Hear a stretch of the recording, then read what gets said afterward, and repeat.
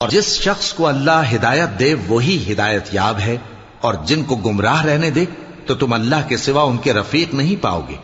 और हम उनको क़यामत के दिन औंधे मुंह, अंधे, गूंगे और बहरे बनाकर उठाएंगे, और उनका ठिकाना दोज़ख है। जब उसकी आग बुझने को होगी तो हम उनको अजाब देने के लिए उसे और भड़का देंगे।